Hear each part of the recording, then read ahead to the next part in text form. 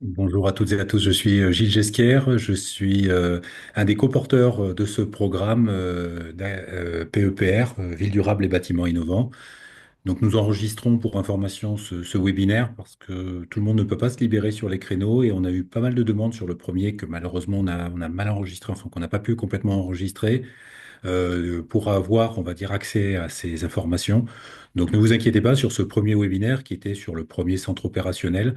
Les contenus vont vous être mis à disposition, en particulier les transparents qui ont été proposés directement sur le site du projet. On va vous remettre le site du projet PEPRVDBI dans le chat si vous voulez avoir un peu plus d'informations.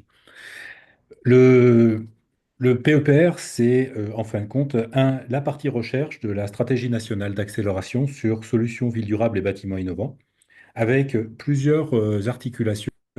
Une première articulation qui va se faire autour de projets financés, mais il nous paraissait aussi donc des projets de recherche donc, qui ont été financés et qui vous seront présentés dans les prochains mois sous forme de webinaires, comme on le fait aujourd'hui. Mais aussi, il y a des centres opérationnels. Et ces centres opérationnels, vous verrez, en suivant ce PEPR, on a trois objets qui sont très différents, très complémentaires sur leur façon de fonctionner et qui aujourd'hui vont s'intéresser à l'évaluation des politiques publiques, aux données liées à la recherche et ensuite au modèle. Donc aujourd'hui, on est là pour parler de ce centre opérationnel sur la modélisation, la simulation et expérimentation urbaine. Et on remercie grandement l'équipe qui a accepté de faire cette présentation aujourd'hui. Ces centres opérationnels sont bien sûr là pour les projets en appui, pour être en interaction, pour aider, on va dire, à l'évolution, on va dire, des pratiques autour, par exemple ici, de la modélisation, simulation, expérimentation urbaine. Et ils sont aussi là pour la communauté, bien plus large que celle juste des projets financés. Donc, bien sûr, c'est pour ça qu'on envoie ces webinaires à destination d'un public beaucoup plus large que juste ceux qui ont des projets financés, parce que, bien sûr, il peut y avoir des interactions autour des objets traités par ces centres opérationnels avec une communauté beaucoup plus large, la communauté Ville durable et bâtiments innovants. Voilà, j'arrête là pour pas être trop long et je donne tout de suite la parole à l'équipe. Je vois que Lionel est arrivé, donc je donne tout de suite la parole à Valérie, Lionel et leur équipe sur ce webinaire. Merci Gilles. Nous avons fait un choix stratégique pour tenir le temps. Je vais présenter, mais bien évidemment, nous aurons un deuxième temps d'échange, de dialogue avec vous. Vous pourrez poser des questions à mes collègues qui sont présents. Donc, ce centre opérationnel MICIB, pour l'instant, nous sommes quatre à y contribuer. Lionel Souillac, qui est mon collègue, qui est professeur à l'INSA. Carole Baudin, qui est à côté de moi. Alors, on a une prise de vue un peu particulière qui est à côté de moi en train de faire le support technique, qui est anthropologue et ergonome. Et puis, Éléonore Gendry, qui est urbaniste. Donc, un premier temps où nous allons vous présenter un peu la structuration du programme, les orientations sur lesquelles nous travaillons, et un deuxième temps où nous faisons déjà la place à des échanges, des retours que nous avons eus grâce à des moments d'échange lors des journées scientifiques de Bordeaux ou lors de temps d'interaction avec le conseil des parties prenantes et le conseil scientifique de notre centre opérationnel. Alors, Ah, c'est pas en plein écran. Comment je fais pour faire en plein écran? donc, pendant que Carole essaie de résoudre ce problème, donc première partie qui est une première partie de présentation de notre programme et de nos orientations. Donc, le centre opérationnel MICIB, dont on peut rajouter effectivement, comme tu l'as fait tout à l'heure, Gilles, le terme expérimentation, qui au départ était vraiment centré sur la modélisation et la simulation et auquel nous avons tous les quatre rajouté expérimentation, a pour orientation l'exploration, le partage, la proposition et la co-conception de concepts, d'outils, de méthodes, de modalités d'action et d'approche qui vont être adaptés et pertinents pour pouvoir répondre à l'urgence des défis qui sont posés par la fabrique de milieux urbains durables en tenant une perspective qui est une perspective d'interface entre science et société. C'est-à-dire que se pose la question des questions qui nous sont adressées par la société et de ce que peuvent faire les équipes en dialogue avec ces sociétés au pluriel. Et pour ce qui nous concerne, avec une entrée et quelque chose qui nous rassemble, qui est une réflexion autour des modélisations, simulations et expérimentations urbaines. Nous vous avons mis un petit schéma qu'a fait une collègue, Héloïse Marie, qui travaille dans un bureau d'études qui s'appelle Tribu, lors de notre dernière journée, voilà, et qui schématise le positionnement de notre centre opérationnel. Gilles, tu nous as fait gagner 2 secondes puisque effectivement notre programme, comme nos collègues MESAP, qui est sur l'évaluation des politiques publiques, ou nos collègues de l'UGE, sont vraiment articulés avec le projet depuis le départ et avec vous qui êtes en pilotage à la gouvernance. Et nous sommes aussi en articulation avec les projets lauréats qui sont sélectionnés lors des appels à projets. Mais comme tu le rappelais également, Gilles, nous avons vocation à travailler avec d'autres. En dehors de ces projets lauréats, nous pouvons travailler en collaboration avec des collectivités, avec d'autres collègues. Et autre élément de cette magnifique représentation graphique, nous avons aussi à nous articuler et à dialoguer entre centres opérationnels.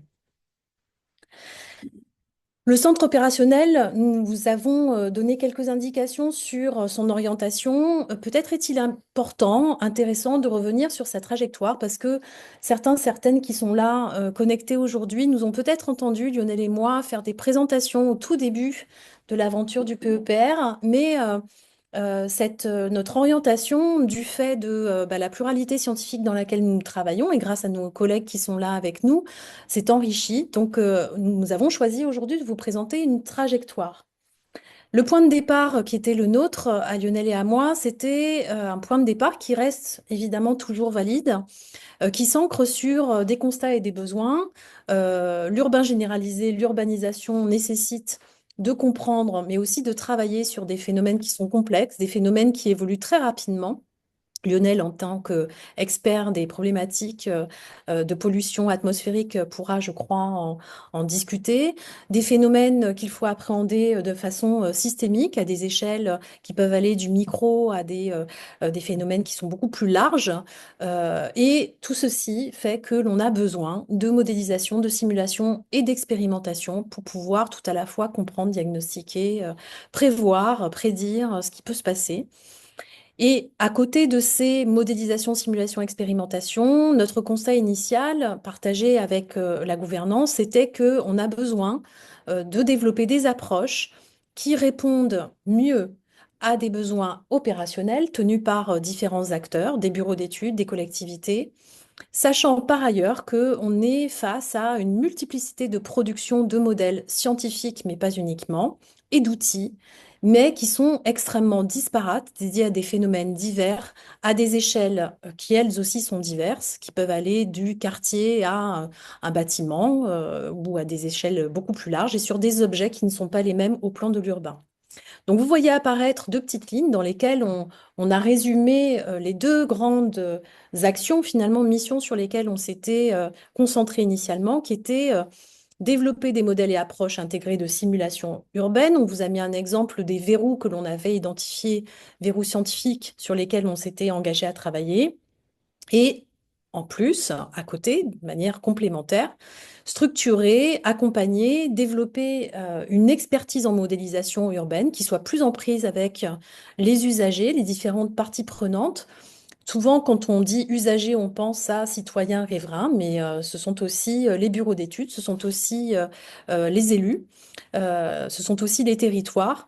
Tout cela pour engager une réflexion sur ce sujet qui est peu pensé par les modélisateurs et les chercheurs. Oui, vous voyez mon magnifique profil, mais il faut que je regarde mon écran. Donc, ça, c'était le point initial qui reste toujours valide. Mais du fait, comme je l'évoquais déjà, de l'enrichissement de notre équipe, qui était pensée dès le départ en pluralité scientifique, sont apparues d'autres réflexions qui maintenant sont vraiment dans le périmètre de nos actions et de nos axes de réflexion dans le centre opérationnel. je vous en ai mis quelques-uns, nous vous en avons mis quelques-uns sur ce slide. Des réflexions qui viennent du monde des sciences des données et de la modélisation. Vous reconnaîtrez peut-être les propos et les préoccupations de Lionel, considérant que la modélisation, c'est une démarche tout à fait utile, mais qu'elle est pleine d'imperfections. Elle donne des ordres de grandeur, par exemple, s'agissant de son utilité. Elle permet des dialogues. Cependant, les modèles et la modélisation sont des démarches voilà, avec des trous, des incomplétudes. On a des incertitudes. On doit se poser des questions sur la fiabilité des données, par exemple. Toujours de ce point de vue des experts du côté de la modélisation est humaine et incarnée, c'est-à-dire qu'elle est portée par des individus et elle s'inscrit dans des arrière-plans, dans des hypothèses, dans des institutions, dans des organisations spécifiques. Et à la croisée de ce dialogue que nous avons eu au sein de l'équipe sur qu'est-ce que c'est qu'une réflexion sur la modélisation et les modèles, un travail au plan épistémologique là, qui a été engagé par Carole Baudin, qui est à mes côtés, hein, pour avoir aussi une réflexion sur quels sont ces modèles scientifiques à partir desquels on doit travailler ou qui se proposent de travailler pour aider à la fabrique de l'urbain. Rappeler que ces modèles scientifiques sont le fruit de bricolage, ce qui n'est pas du tout un désaveu, qu'il s'agit d'interroger des modèles qui semblent peu ancrés dans les réalités locales, alors qu'on est attendu du côté de ces demandes des acteurs locaux, et qui doit se poser la question au plan épistémologique de l'identification de l'aval, c'est-à-dire de leur destinataire, pour en juger de la validité. Autre élément qui nous a réunis dans nos réflexions et qui nous a fait progresser sur la manière dont on devait orienter le centre opérationnel, c'est de se dire que modéliser, simuler, expérimenter devait aussi se penser depuis les usages et comme un faire concret. Ce sont des activités qui vont bien au-delà de ce que je viens de vous énoncer précédemment. Et vous avez un nuage, par exemple, de ce à quoi servent ces démarches de modélisation, la mise en problème, la création de communs, la mise à l'épreuve du réel, etc., etc. Je vais vite pour essayer de tenir le temps. Suite de nos réflexions, ça a été de se dire que cette démarche de modélisation, cette modélisation, elle devait être plus en lien, plus pensée avec la fabrique de l'urbain en tant que telle. Nous avons pu constater finalement dans les recensions que nous faisions ou dans les dialogues que nous avions avec les différentes communautés que parfois on avait des productions qui étaient très intéressantes, mais peu pensées en lien avec la fabrique de l'urbain. Donc voilà, nous vous avons mis des exemples. Là, c'est le travail d'Éléonore hein, qui apporte cette compétence très précieuse dans l'équipe, qui est voilà, quelqu'un qui est urbaniste, qui a un doctorat en urbanisme, de nous avoir fait réfléchir sur le fait que la fabrique de l'urbain, c'était d'abord des modalités d'action qui étaient extrêmement diverses, qui réunissaient des acteurs, des processus là aussi extrêmement variés.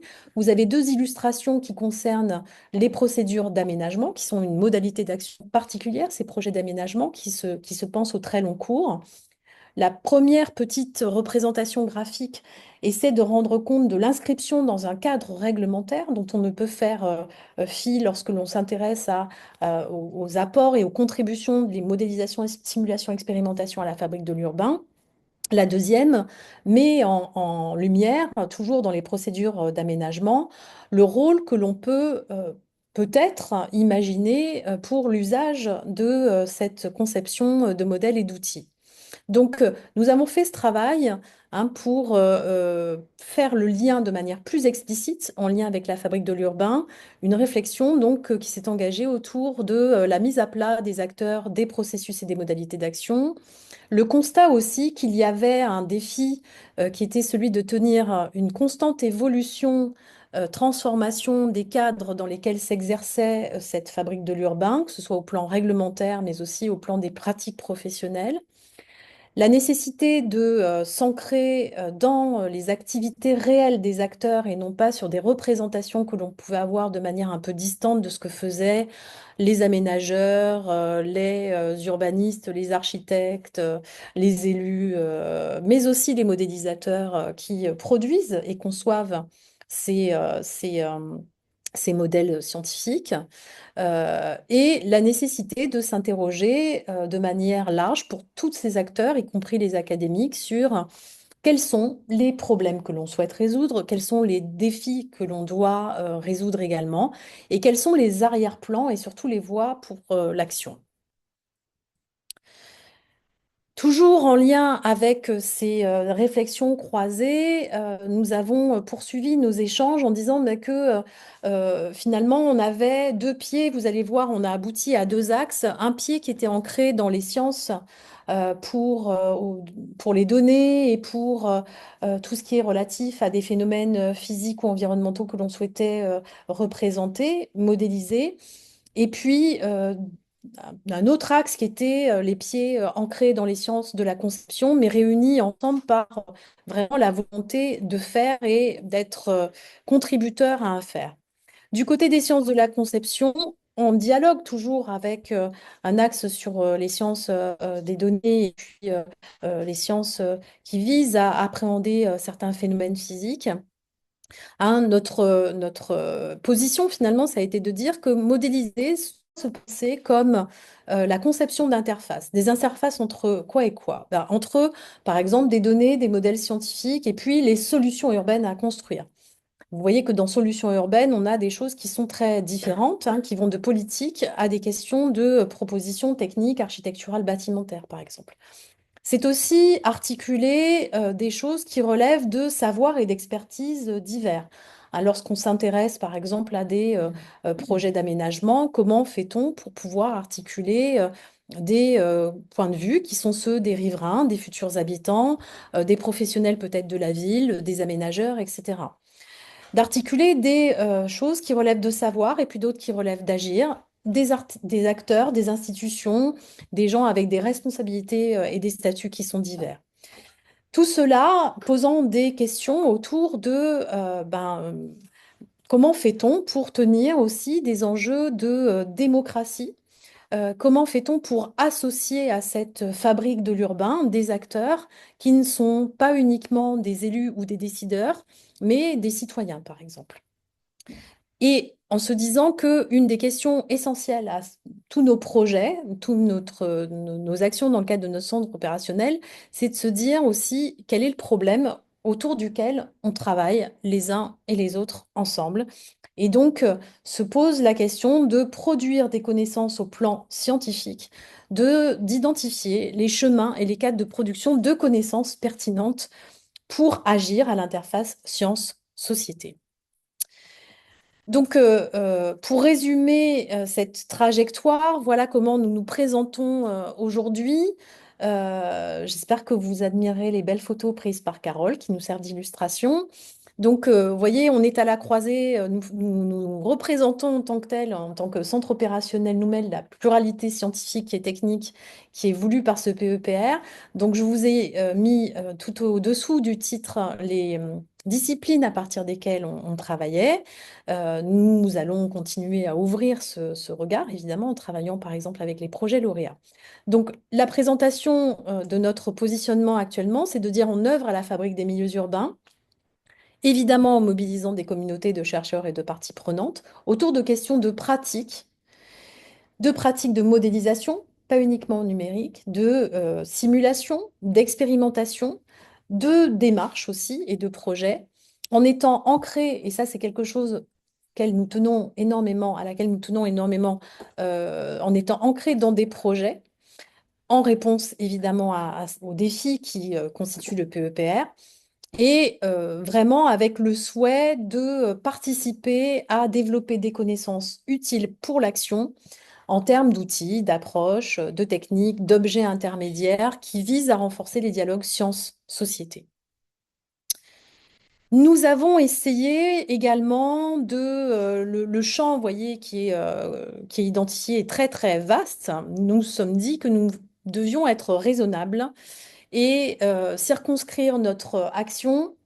Et pour cela, nous avons dialogué aussi, et profiter de l'expérience d'Éléonore et du champ de la fabrique de l'urbain en disant, mais finalement, nous proposons de réfléchir sur la fabrique de l'urbain et sur la façon dont modélisation, simulation, expérimentation peuvent contribuer à cette fabrique. Et donc, vous allez le voir, la fabrique de l'urbain peut ou pas s'appuyer sur des modèles, outils, situations de simulation et d'expérimentation, en saisissant 4 classes de situations dont on fait peut-être l'hypothèse qu'elles sont dans un continuum qui va du pilotage du quotidien à la crise, en passant par la planification et qui vont vers la prospective. C'est une hypothèse. Quatre grandes classes de situations qui sont donc, je les ai évoquées très rapidement, les grands projets d'aménagement territoriaux stratégiques qui renvoient de la planification au long cours, le pilotage au quotidien d'un milieu urbain, ce qui relève d'une gestion de crise, soit qu'il y ait à intervenir parce qu'il y a, par exemple, une explosion sur un site Céveso, mais aussi de la gestion de crise ou de choses qui sont plus transitoires dans le temps, comme par exemple ce qui se fait autour de la gestion des délaissés ou des friches urbaines. Et puis, quelque chose qui nous tenait à cœur, qui était comment fait-on pour accompagner les acteurs dans des expérimentations pour pouvoir penser la ville, en tout cas le milieu urbain de demain, dans une dimension plus prospective. Ces classes de situation, pour nous, elles se distinguent du fait de cadres réglementaires et normatifs, du fait des acteurs qui sont en général engagés dans ces classes de situation. Par exemple, lorsque l'on est en gestion de crise, le préfet et ses équipes sont engagés pour pouvoir penser l'évacuation des populations. Elles sont aussi distinctes du fait des temporalités entre un projet d'aménagement qui dure plusieurs dizaines d'années et, à contrario, la gestion de l'urbain transitoire qui, elle, s'inscrit de fait dans quelque chose qui doit être extrêmement court en termes de temporalité, qui peut être de quelques mois à 2, 3 ans. On a des différentiels et puis on a des critères aussi pour agir, des problématiques sur lesquelles on souhaite se positionner qui ne sont pas tout à fait les mêmes à situer, puisque si l'on réfléchit à de la gestion de crise au Havre, hein, qui est un projet sur lequel Lionel veut que nous travaillions et sur lequel nous commençons à réfléchir, ou que l'on fasse de la gestion de crise dans notre région, à Faisin, on n'est pas tout à fait dans les mêmes problématiques et dans les mêmes configurations spatiales. Donc, à ce jour, pour faire vite, notre centre opérationnel, finalement, il propose de travailler 2 axes simultanément et en vraie synergie. Le premier, c'est finalement celui que l'on avait pensé au tout départ de notre collaboration. C'est vraiment s'inscrire dans les pratiques de modélisation, je pourrais rajouter simulation et expérimentation, vers la fabrique urbaine, c'est-à-dire en quoi ces pratiques de modélisation, dont vous voyez qu'elles ne sont pas uniquement du côté des scientifiques, mais qu'elles sont aussi chez d'autres acteurs, elles prétendent et elles ont pour vocation à être utiles pour la fabrique de l'urbain. Un petit schéma que l'on a travaillé justement ensemble, hein, pour rendre compte que c'est toute la chaîne de modélisation que l'on se propose d'examiner et avec des mises en problème, parce que selon les problèmes auxquels on va s'affairer, on ne va pas avoir les mêmes questions qui vont se poser. Selon les classes de situation, selon les acteurs aussi, ça ne va pas être traité de la même manière. Deuxième axe, hein, qui est complètement en synergie, c'est la question de la fabrique de l'urbain, cette fois-ci, avec une attention sur la manière dont les modélisations, les simulations, expérimentations sont des instruments pour agir et justement aboutir à cette fabrique de l'urbain, et avec pour notre équipe sciences humaines et sociales une mission toute particulière qui est de contribuer au développement de connaissances qui vont permettre de raisonner, d'identifier les approches, les outils, les démarches qui sont engagées dans et depuis la fabrique de l'urbain par les acteurs, en ayant vraiment à cœur de développer des outils, des démarches, des connaissances qui vont être utiles pour cette action, en rentrant et en allant regarder ce qui se joue aussi depuis les modélisations, simulations, expérimentations qui sont mises en œuvre ou pas par les acteurs. Ce qui nous relie vraiment notre paradigme qui nous relie de manière très très forte, c'est notre croyance dans l'ancrage dans le faire, dans des projets existants, hein, et pas uniquement dans des choses qui relèveraient de considérations discursives.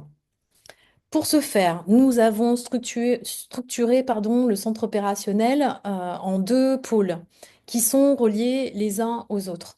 Premier pôle, c'est une agora.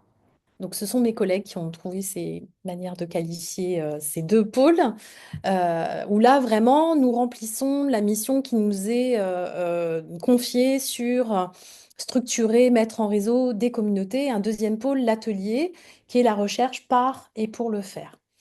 Le premier pôle, donc à la croisée des communautés, l'enjeu, c'est vraiment de rencontrer, de réunir, de mettre en réseau des communautés diverses et variées, qu'elles soient du côté des académiques ou du côté des professionnels, pour recueillir et aussi mettre en dialogue tout à la fois leurs problématiques, leurs besoins, leurs interrogations, mais aussi leurs expériences et leurs acquis. On oublie souvent cette dimension-là et les projets sur lesquels ils travaillent. Autre élément, c'est les mettre en lien, c'est de réunir des acteurs qui ne se rencontrent pas forcément. Deuxième élément, une contribution évidemment à cette communauté, à ces communautés, en valorisant ce qui est fait par les uns, par les autres.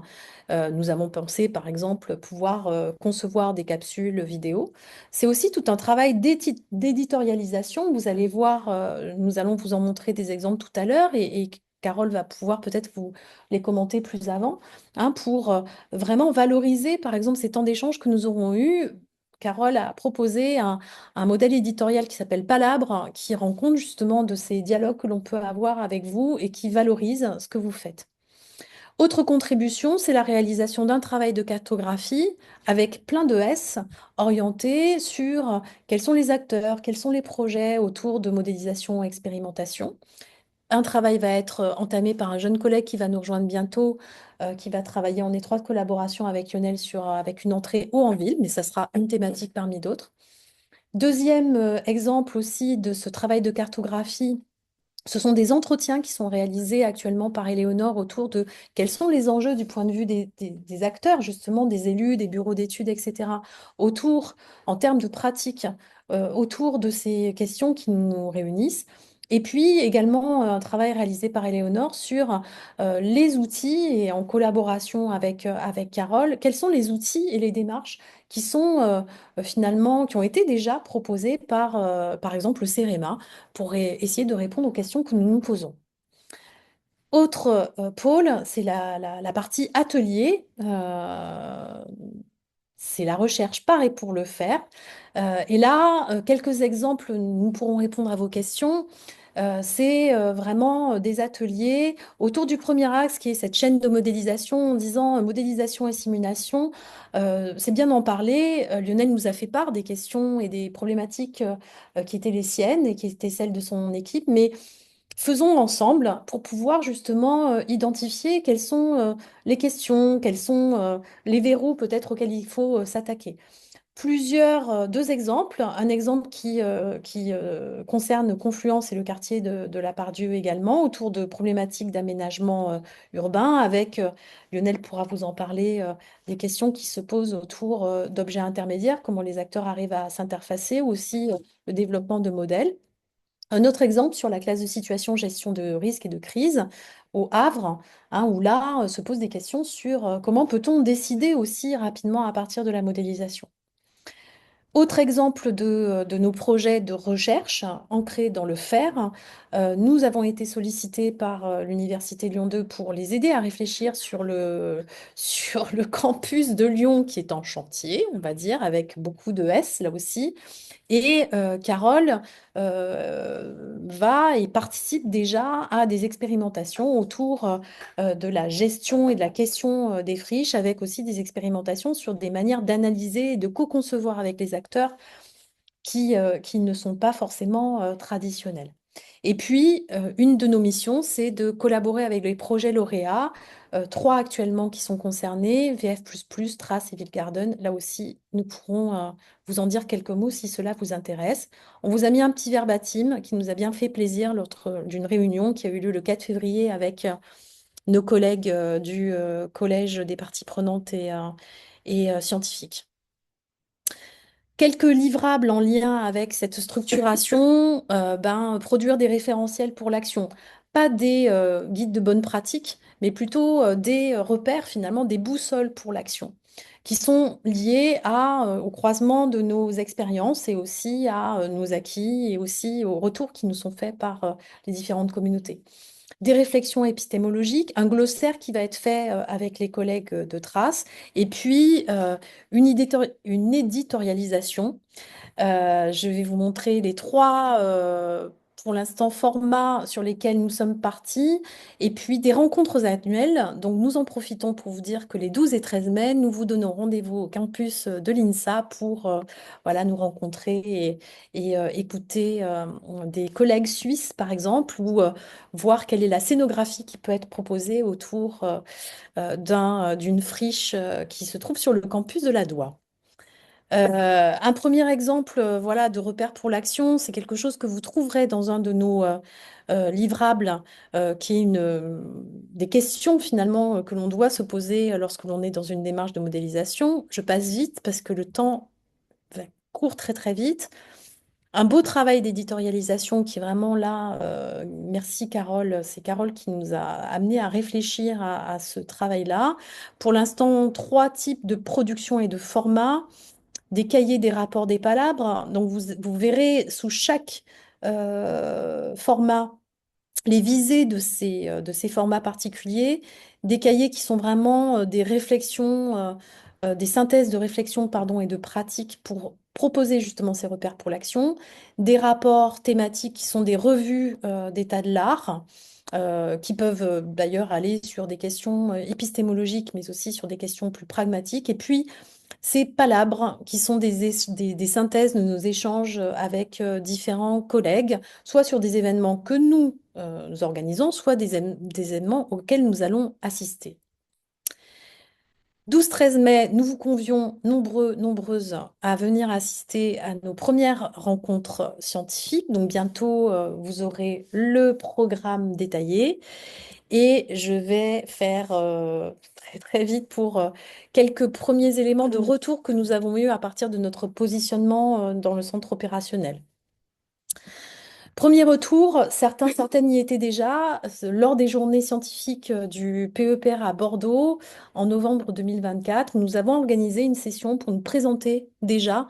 Lionel et Carole nous ont fait deux présentations dont vous voyez bien ce qu'elles ont donné, puisque c'est vraiment ce dialogue qui se croise entre, d'un côté, une parole de modélisateur et de l'autre, une collègue qui a une réflexion épistémologique et depuis les sciences de la conception autour de qu'est-ce que c'est que modéliser, avec des dialogues et enrichis par Éléonore et moi, évidemment. Et vous voyez que dans le document qui a été réalisé par Éléonore et Carole, qui est le premier palabre, eh bien, on voit, par exemple, qu'il y a la nécessité de travailler un langage commun. Il y a des mots qui sont utilisés par les uns, par les autres. Faire communauté, c'est arriver à se comprendre aussi et pouvoir partager un lexique, partager voilà, des mots pour pouvoir se comprendre. C'est aussi être plus précis sur la manière dont les CO contribuent aux projets lauréats et peuvent collaborer avec les projets lauréats. Donc, par exemple, avec nos collègues, nous avons décidé d'écrire, par exemple, la collaboration dans laquelle on s'engageait pour bien se dire ce que l'on faisait les uns avec les autres. Autre exemple très rapide, autrement je vais me faire gronder par mes collègues. C'est le retour de la réunion, première réunion que nous avons eue avec nos collègues du Conseil des parties prenantes et du Conseil scientifique. Vous aurez nos supports sur lesquels je suis en train de parler. Nous vous avons mis quelques éléments qui ressortaient vraiment une première interrogation sur quels sont les problèmes qu'il faudrait traiter, quelles sont les questions sur lesquelles il faudrait apporter des éléments d'éclaircissement, les débats aussi, puisqu'il y a des points de désaccord ou de dispute entre les différents acteurs, et puis des positions qui confortent notre CO. Je vais peut-être tirer un élément de chaque. Les questions, la première chose qui nous a été dite, c'est on parle de ville durable, mais qu'est-ce que c'est qu'une ville durable? C'est quoi cette histoire de ville durable? Ça peut paraître en allant de soi, comme dirait Carole, mais il faut se poser la question de savoir, quand on parle de ville durable, de quoi parle-t-on? Les besoins, nos collègues nous ont dit, bah, ce qui est important, c'est de savoir quel est le problème.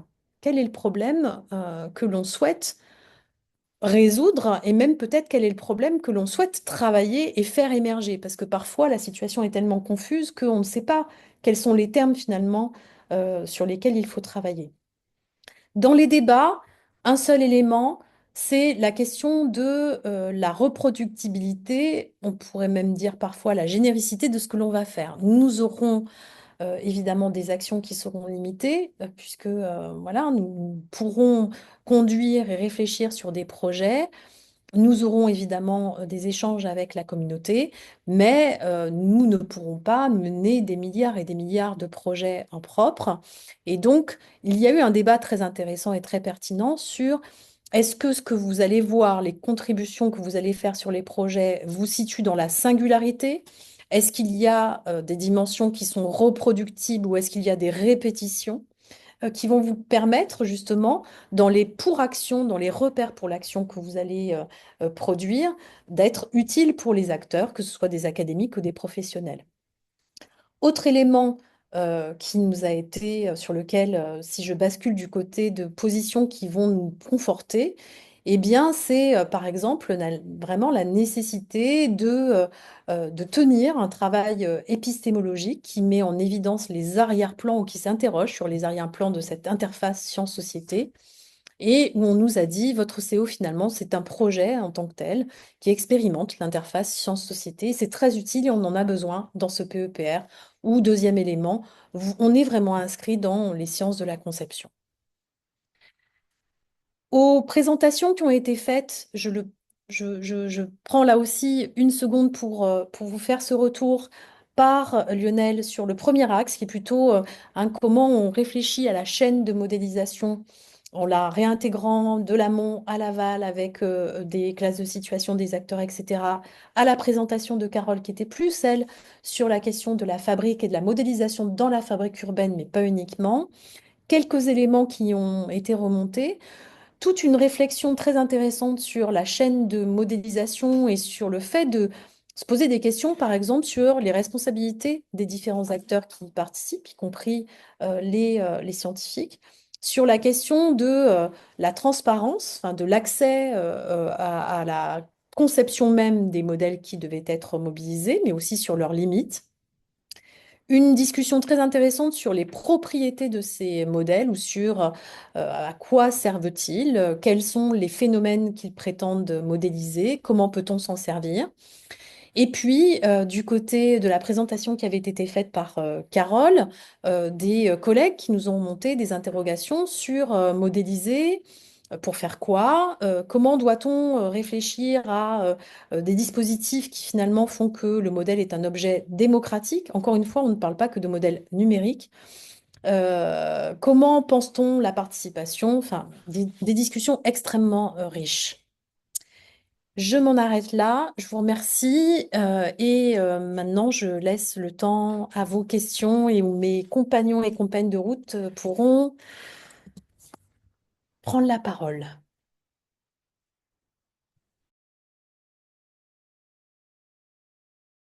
On va remercier l'équipe du centre opérationnel pour leur présentation que j'ai trouvée très inspirante pour ma part. On voit bien, en fin de compte, c'est de plus en plus mature. On voit bien où vous voulez aller aujourd'hui. Il me semble que vous avez bien fait de prendre le temps de poser ça, on va dire, de prendre le temps de poser les choses parce qu'aujourd'hui, on voit de par ces axes proposés, les ateliers et ainsi de suite, comment ça va pouvoir fonctionner. On va vous encourager, bien sûr, à continuer à garder contact avec ce CO. Si vous voulez plus d'informations, n'hésitez pas à les contacter. La présentation ainsi que ce qui a été enregistré sera sur le site du PEPR dans les prochains jours. Donc, vous pourrez retrouver ce contenu. Et il me reste aussi, après avoir remercié l'équipe, à dire qu'il va y avoir d'autres webinaires. Alors, par exemple, là, j'ai vu qu'il y avait Lucie qui était connectée vers le 3 juin, si je ne me trompe pas, mais d'autres sont en cours de planification, donc sur sûrement avril, plutôt mai. Et donc, n'hésitez pas à regarder le site, même si on essaye de faire une communication via, comment dire, via le site, via mail.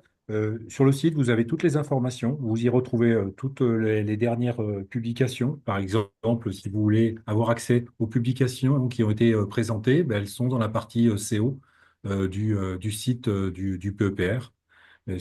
Et enfin, si vous voulez aussi avoir des informations un peu plus rapides et un peu plus en mode push sur le PEPR, n'hésitez pas à regarder, on a un LinkedIn, PEPR VDBI, dans lequel il y a pas mal d'informations qui sont relayées. Donc, bien sûr, surtout, abonnez-vous à ce LinkedIn pour que vous puissiez profiter des informations et ne pas louper un des prochains webinaires. Merci beaucoup et à très bientôt.